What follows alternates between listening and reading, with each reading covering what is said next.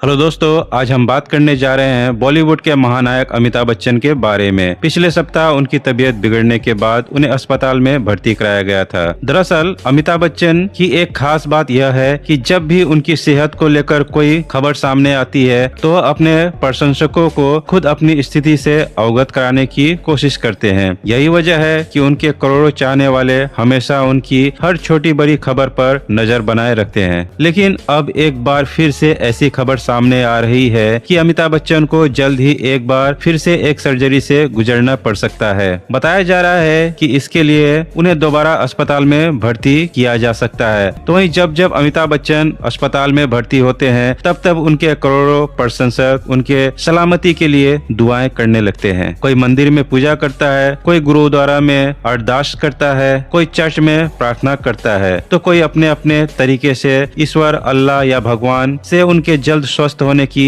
कामना करते हुए नजर आते हैं। यह उनके प्रति लोगों के अपार प्रेम और सम्मान को दर्शाता है। वैसे भी अमिताभ बच्चन की बीमारी और उनके लिए देश भर में दुआओं का सिलसिला कोई नया नहीं है। पिछले कई दशकों में कई बार उनकी तबीयत बिगड़ी हुई है, लेकिन हर बार उन्हें अपनी मजबूत इच्छा शक्ति और प्रशंसकों की दुआओं के सहारे वापसी की है। यही वजह है कि आज भी करोड़ों लोग उनके स्वास्थ्य और लंबे जीवन की कामना करते हैं। हालांकि ऐसा क्या हुआ अमिताभ बच्चन के साथ कि बार बार उन्हें हॉस्पिटल में भर्ती होना पड़ता है। भले ही उनकी उम्र बढ़ गई हो, लेकिन उनकी समस्या आज की नहीं है। यह समस्या पहले की है जो आज भी कहीं न कहीं अमिताभ बच्चन को परेशान कर रही है, और जिसके चलते एक बीमारी 1 से 2, 2 से 3 और कई बीमारियां अमिताभ बच्चन के शरीर में समा गई। तो इस पूरे मामले को जानने के लिए हमें थोड़ा पीछे जाना पड़ेगा। दरअसल यह पूरा सिलसिला साल 1982 में फिल्म कूली की शूटिंग के दौरान शुरू हुआ था। एक एक्शन सीन फिल्माते समय अमिताभ बच्चन गंभीर रूप से घायल हो गए थे। इस हादसे में उनके पेट के अंदर गंभीर चोट लगी, जिसके बाद उनकी हालत बेहद नाजुक हो गई थी। हादसे के तुरंत बाद उन्हें बेंगलुरु के सेंट फिलोमेना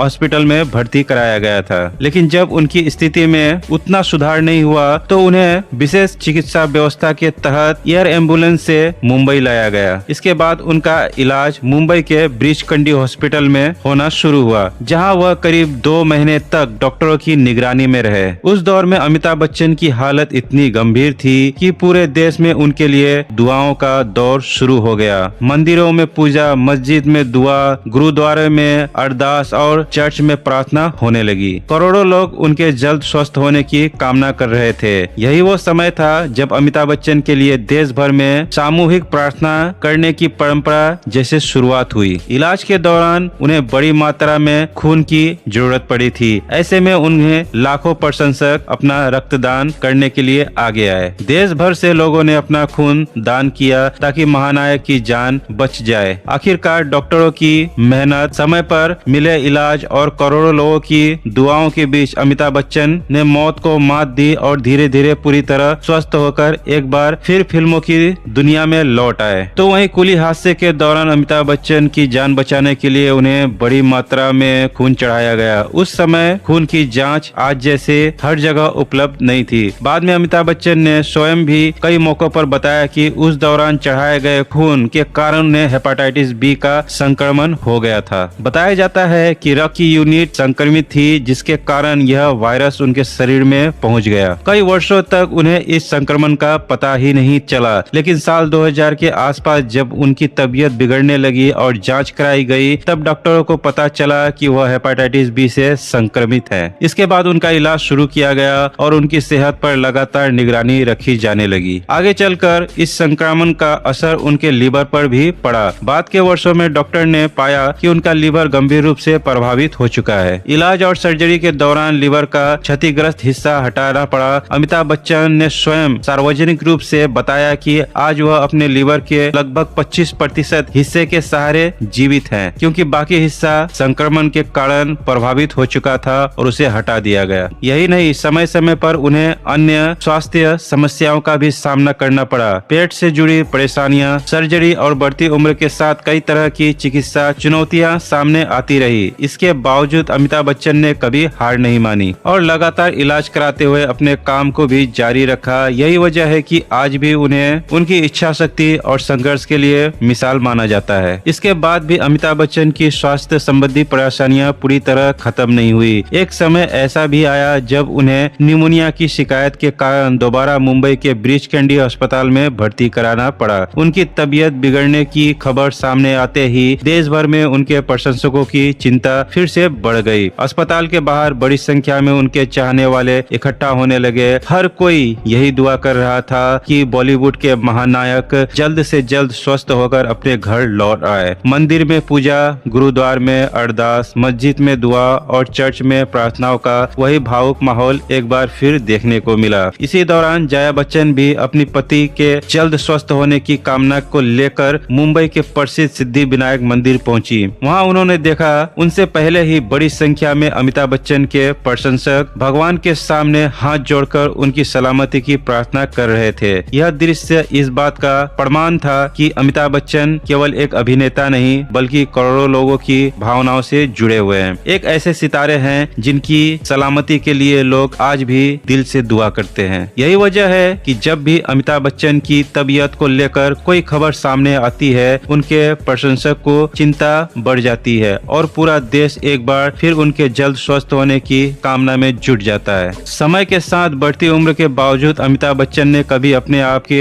प्रति समर्पण कम नहीं होने दिया। इसका एक उदाहरण फिल्म ठग्स ऑफ हिंदुस्तान की शूटिंग के दौरान भी देखने को मिला। इस फिल्म में वह आमिर खान के साथ एक दमदार किरदार में नजर आए थे। शूटिंग के दौरान एक एक्शन सीन करते समय उनके घुटने और एड़ी में चोट लग गई थी। बताया जाता है कि फिल्म के निर्देशक और पूरी टीम ने उन्हें सलाह दी थी कि जोखिम भरे दृश्य के लिए बॉडी डबल का इस्तेमाल करें, लेकिन अमिताभ बच्चन ने अपनी पुरानी आदत के मुताबिक कई सीन खुद करने का फैसला किया। उनका मानना था यदि संभव हो तो कलाकार अपने किरदार के साथ पूरा न्याय करना चाहिए। वैसे भी अमिताभ बच्चन अपने कैरियर के शुरुआती दिनों से ही कई फिल्मों में खतरनाक स्टंट खुद करते आ रहे थे। यही वजह है कि उनके कैरियर में कई बार उन्हें चोटों का सामना भी करना पड़ा। हालांकि बढ़ती उम्र के साथ उन्होंने सुरक्षा का प्राथमिकता देना शुरू किया, लेकिन आज भी वह अपने काम के प्रति उतने ही समर्पित दिखाई देते हैं। अगर हम फिल्म अग्निपथ की बात करें तो उसमें अमिताभ बच्चन का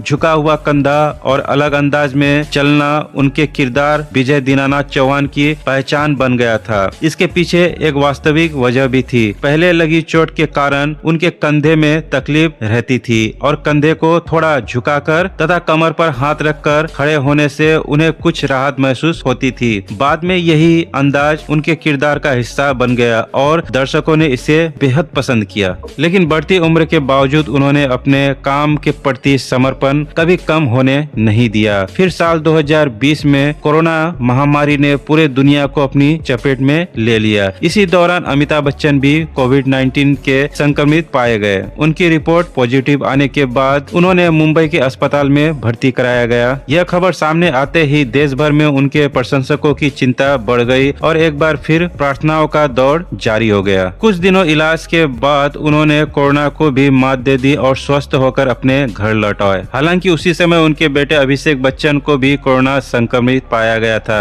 इस खबर के सामने आते ही पूरे देश में चिंता की लहर दौड़ गई। अमिताभ बच्चन ने स्वयं सोशल मीडिया के माध्यम से अपने प्रशंसकों को इसकी जानकारी दी थी। उन्होंने लोगों से अपील की थी कि पिछले कुछ दिनों में जो भी उनसे संपर्क में आए थे, वह अपनी जांच जरूर कराएं और सभी जरूरी सावधानियों का पालन करें। बाद में परिवार के भी अन्य सदस्य की जांच की गई। अलग अलग समय पर जया बच्चन, ऐश्वर्या राय बच्चन और आराध्या बच्चन की रिपोर्ट को लेकर अलग अलग खबरें सामने आई। हालांकि जांच पूरे परिवार की हुई थी। इसके बाद फिर अमिताभ बच्चन को अगले साल एक बार फिर कोविड-19 पॉजिटिव पाए गए। हालांकि स्वास्थ्य संबंधी चुनौतियां यहीं खत्म नहीं हुई थी। कौन बनेगा करोड़पति के शूटिंग के दौरान एक बार उनके पैर में स्टील का एक नोकीला टुकड़ा लगा, जिससे उनके पैर में गहरी चोट आई और काफी खून बहने लगा। एहतियात के तौर पर उन्हें तुरंत अस्पताल ले जाया गया, जहां उनका इलाज किया गया। जैसे ही यह खबर सामने आई, एक बार फिर उनके करोड़ों प्रशंसक उनकी सलामती के लिए दुआ करने लगे। अस्पताल के बाहर लोगों की भीड़ जुटने लगी और देश भर में उनके जल्द स्वस्थ होने की कामनाएं की जाने लगी। यह सिलसिला बताता है कि अमिताभ बच्चन आज भी करोड़ों लोगों के दिलों में उसी सम्मान और प्रेम के साथ बसे हुए हैं। इसके बाद साल 2021 में अमिताभ बच्चन ने अपने ब्लॉग पर एक ऐसा संदेश लिखा जिसने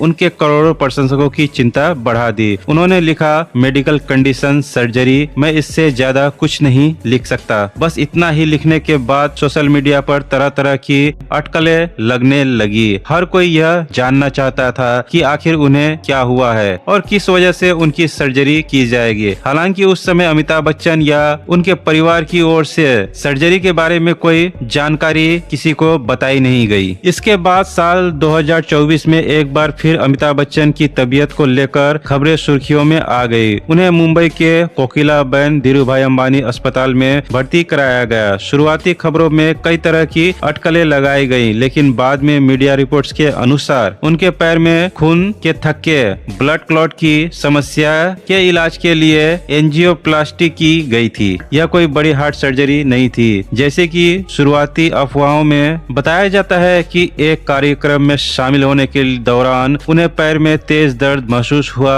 इसके बाद उन्हें तुरंत अस्पताल में ले जाया गया, जहां डॉक्टर ने उन्हें आवश्यक जांच और उपचार किया। समय पर इलाज मिलने से उनकी तबीयत में तेजी से सुधार हुआ और कुछ दिनों बाद उन्हें अस्पताल से छुट्टी दे दी गई। घर लौटने के बाद भी उन्होंने अपने प्रशंसकों को आश्वस्त किया कि वह स्वस्थ हैं और धीरे धीरे अपनी सामान्य दिनचर्या में लौट रहे हैं। जब भी अमिताभ बच्चन के अस्पताल में भर्ती होने की खबर सामने आती है, चाहे वह ब्रीच कैंडी हॉस्पिटल हो या फिर कोकिलाबेन धीरूभाई अंबानी हॉस्पिटल, उनके करोड़ों प्रशंसक की चिंता बढ़ जाती है। एक बार फिर वही भावनात्मक माहौल देखने को मिलता है। कोई मंदिर में पूजा करता है, कोई गुरुद्वारा में, तो कोई मंदिर में। हालांकि जैसे जैसे उनकी उम्र बढ़ रही है, वैसे वैसे उनके प्रशंसकों की चिंता भी बढ़ती जा रही है। खासकर वह लोग जिन्हें अपनी जवानी के दौर में अमिताभ बच्चन की फिल्में देखी, आज भी उन्हें उतना ही प्यार और सम्मान देते हैं। तो वहीं अस्पताल से स्वस्थ होकर जब भी अमिताभ बच्चन घर लौटते हैं तो अपनी एक परंपरा जरूर निभाते हैं। वह समय समय पर अपने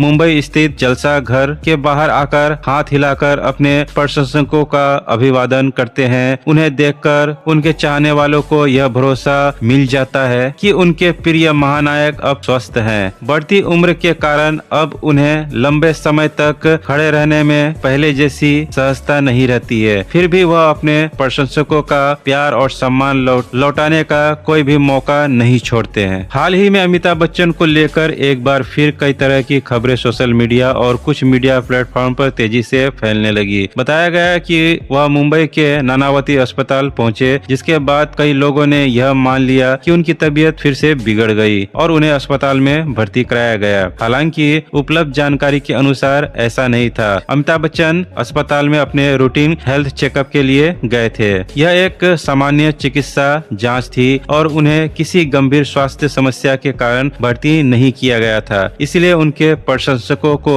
घबराने की जरूरत नहीं है। यह बात जरूर है कि बढ़ती उम्र और पहले से रही स्वास्थ्य संबंधी चुनौतियों के कारण अमिताभ बच्चन समय समय पर नियमित मेडिकल जांच कराते रहते हैं। इसके बावजूद वह अपनी फिटनेस का पूरा ध्यान रखते हैं और लगातार काम भी कर रहे हैं। यही उनकी अनुशासित जीवन शैली और मजबूत इच्छा शक्ति का सबसे बड़ा प्रमाण है। तो दोस्तों, अमिताभ बच्चन के स्वास्थ्य से जुड़ी यह पूरी जानकारी आपको कैसी लगी? अगर यह वीडियो आपको पसंद आई हो और जानकारी उपयोगी लगी हो और महत्वपूर्ण लगी हो तो वीडियो को लाइक और चैनल को सब्सक्राइब जरूर करें। मिलते हैं अगले वीडियो में एक नए जानकारी के साथ।